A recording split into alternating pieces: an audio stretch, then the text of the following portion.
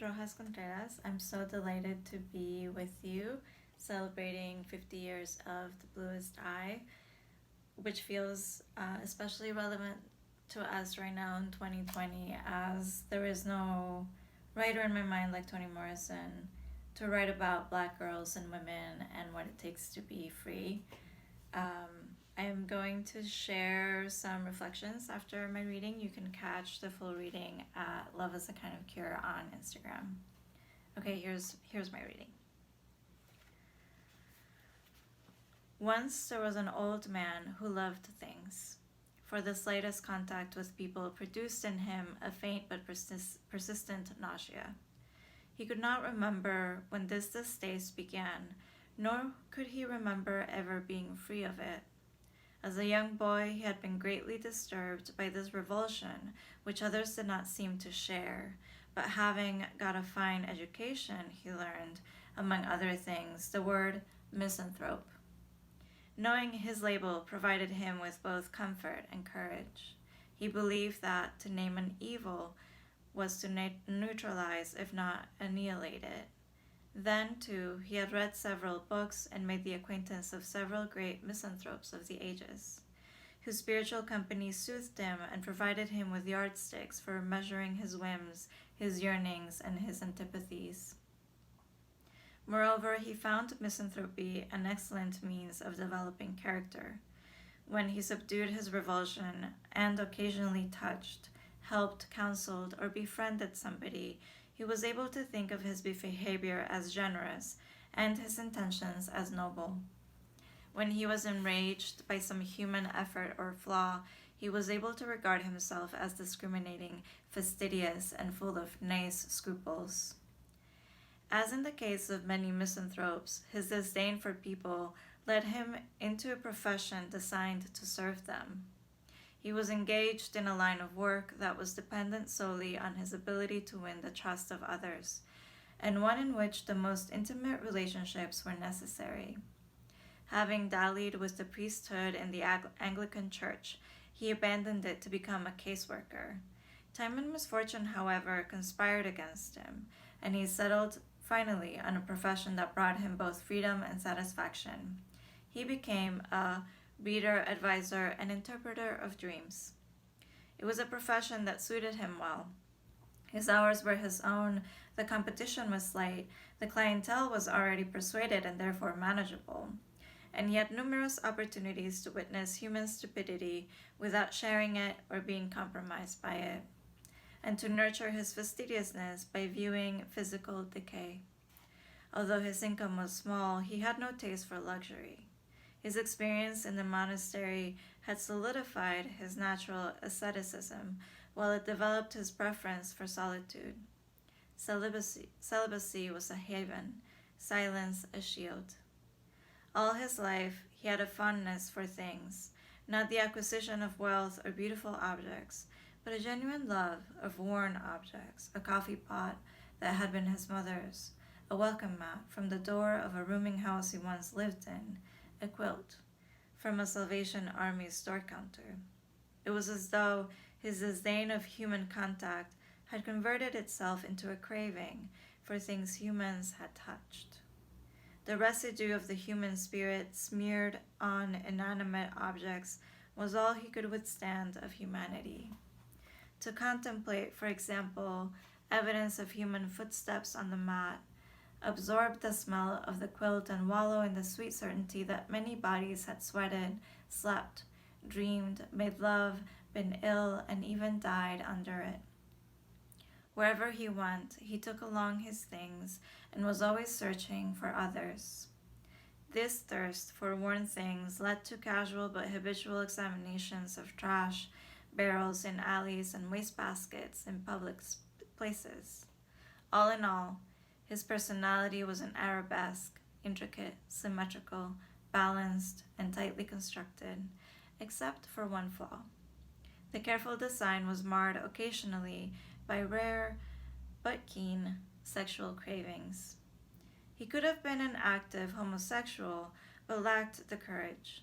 Bestiality did not occur to him, and sodomy was quite out of the question, for he did not experience sustained erections and could not endure the thought of somebody else's.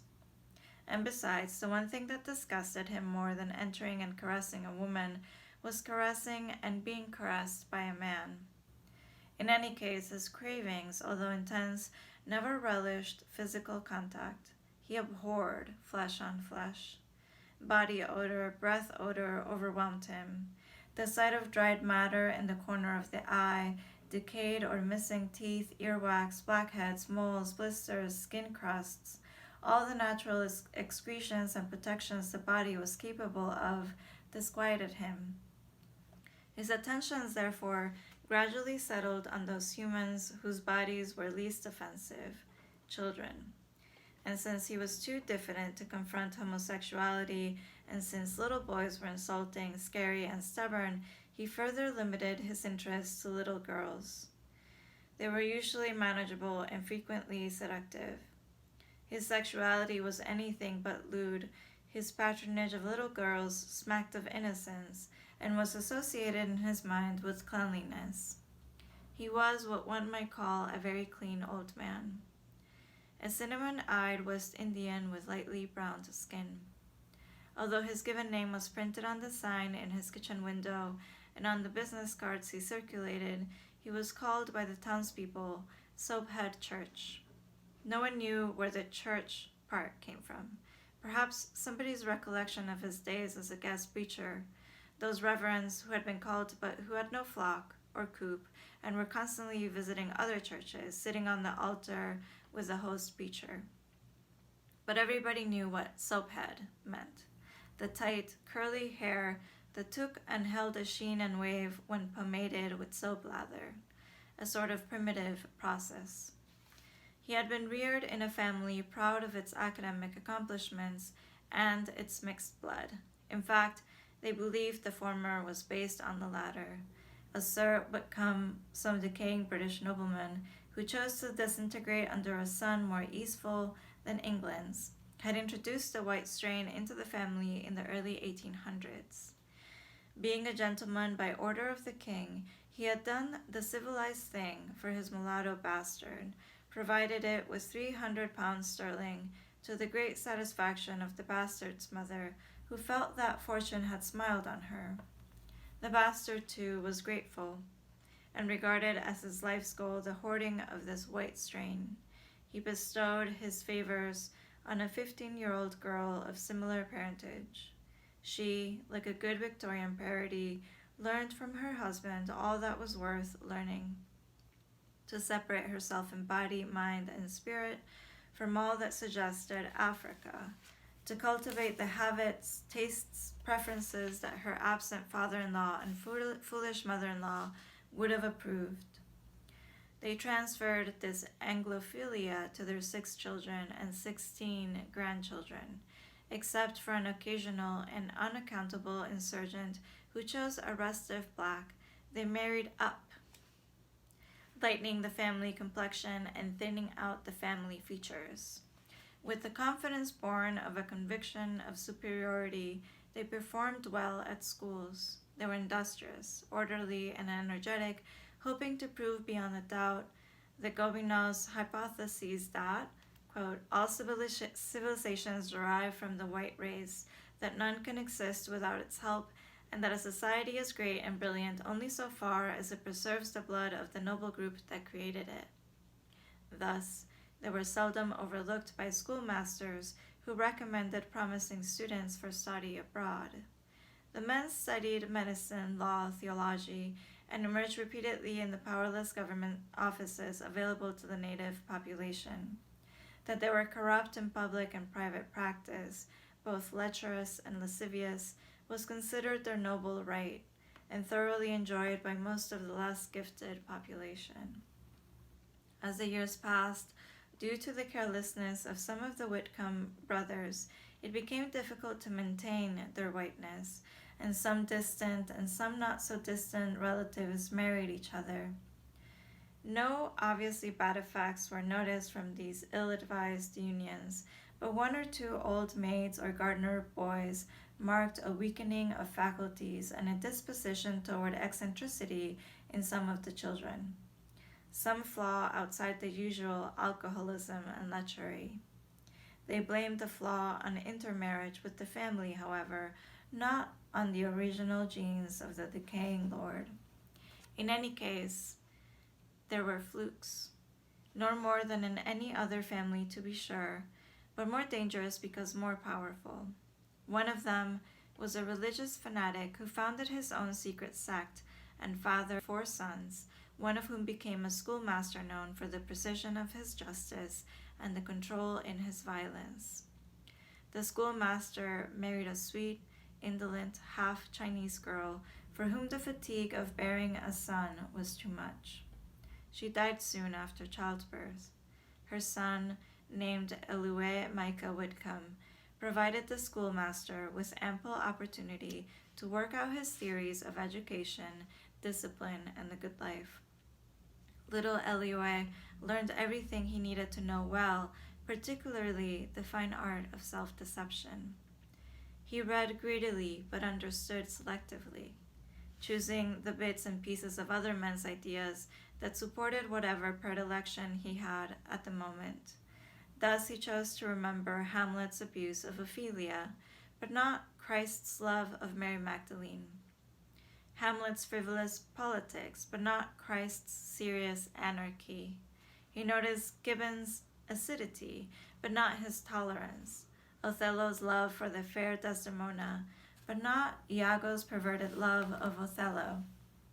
The works he admired most were Dante's. Those he despised most were Dostoevsky. For all his exposure to the best minds of the Western world, he allowed only the narrowest interpretation to touch him. He responded to his father's controlled violence by developing hard habits and a soft imagination, a hatred of and fascination with any hint of disorder or decay. At 17, however, he met his Beatrice, who was 3 years his senior, a lovely, laughing, big-legged girl who worked as a clerk in a Chinese department store. Velma. So strong was her affection and zest for life, she did not eliminate the frail, sickly Eliu from it. She found his fastidiousness and complete lack of humor touching, and longed to introduce him to the idea of delight. He resisted the introduction, but she married him anyway, only to discover that he was suffering from and enjoying an invisible melancholy. When she learned 2 months into the marriage how important his melancholy was to him, that he was very interested in altering her joy to a more academic gloom, that he equated lovemaking with communion and the Holy Grail, she simply left. She had not lived by the sea all those years, listened to the wharfsman's songs all that time, to spend her life in the soundless cave of Eliue's mind. He never got over her desertion. She was to have been the answer to his unstated, unacknowledged question. Where was the life to counter the encroaching non-life? Velma was to rescue him from the non-life he had learned on the flat side of his father's belt. But he resisted her with such skill that she was finally driven out to escape the inevitable boredom produced by such a dainty life. Young Eliue was saved from visible shattering by the steady hand of his father, who reminded him of the family's reputation and Velma's questionable one. He then pursued his studies with more vigor than before and decided at last to enter the ministry.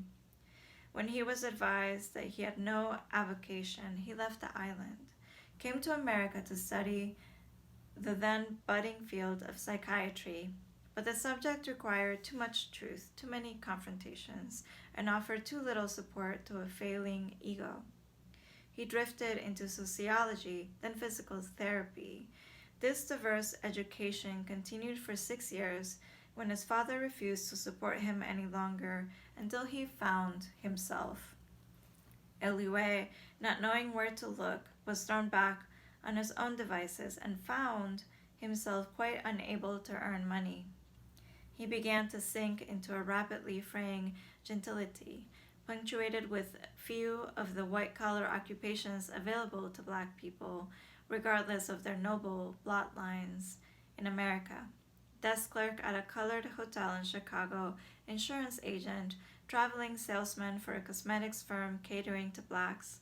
He finally settled in Lorain, Ohio in 1931, palming himself off as a minister and inspiring awe with the way he spoke English. The women of the town early discovered his celibacy, and not being able to comprehend his rejection of them, decided that he was supernatural rather than unnatural. Once he understood their decision, he quickly followed through, accepting the name Soaphead Church and the role they had given him. He rented a kind of backroom apartment from a deeply religious old lady named Bertha Reese. She was clean, quiet, and very close to a total deafness. The lodgings were ideal in every way but one. Bertha Reese had an old dog, Bob, who, although as deaf and quiet as she, was not as clean. He slept most of his days away on the back porch, which was Eloue's entrance. The dog was too old to be of any use, and Bertha Reese had not the strength or presence of mind to care for him properly. She fed him and watered him, left him alone. The dog was mangy. His exhausted eyes ran with a sea-green matter around which gnats and flies clustered. Soaphead was revolted by Bob and wished he would hurry up and die. He regarded this wish for the dog's death as humane, for he could not bear, he told himself, to see anything suffer. It did not occur to him that he was really concerned about his own suffering, since the dog had adjusted himself to frailty and old age. Soaphead finally determined to put an end to the animal's misery and bought some poison with which to do it. Only the horror of having to go near him had prevented Soaphead from completing his mission. He waited for rage or blinding revulsion to spur him. Living there among his worn things, rising early every morning from dreamless sleeps, he counseled those who sought his advice. His business was dread. People came to him in dread, whispered in dread, wept and pleaded in dread, and dread was what he counseled. Singly, they found their way to his door, wrapped each in a shroud stitched with anger, yearning, pride, vengeance, loneliness, misery, defeat, and hunger. They asked for the simplest of things, love, health, and money. Make him love me. Tell me what this dream means. Help me get rid of this woman. Make my mother give me back my clothes. Stop my left hand from shaking. Keep my baby's ghosts off the stove. Break so-and-so's fix. To all of these requests, he addressed himself. His practice was to do what he was bid, not to suggest to a party that perhaps the request was unfair, mean, or hopeless. I think The Bluest Eye, I read it when I was in college. And I didn't read Toni Morrison until I was kind of that age, like 20 or 21 or so.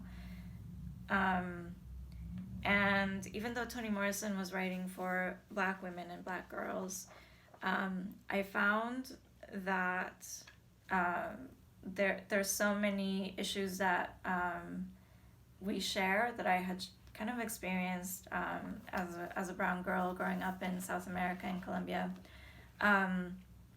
where, like still in our communities we have so much colorism, and there was, I think, a desire, or that the way that culturally we understood beauty was kind of that European standard of beauty, and I grew up with thankfully a very strong woman for a mother, but I still couldn't help but feel kind of the pressure of that, and kind of the insults of youth and all of that, and kind of the Bluest Eye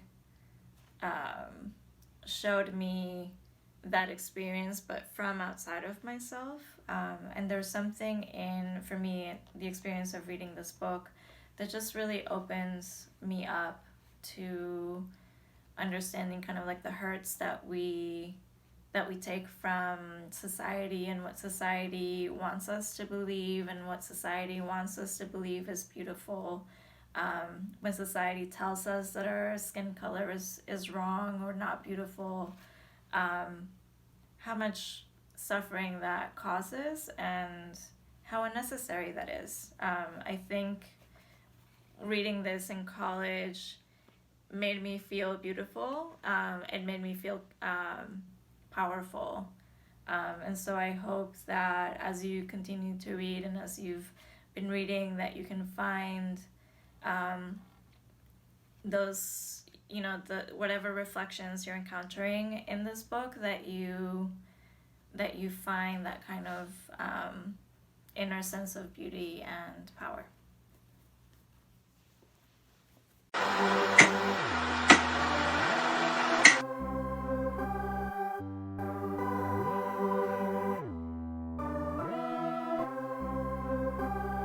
I want you to know tonight that we people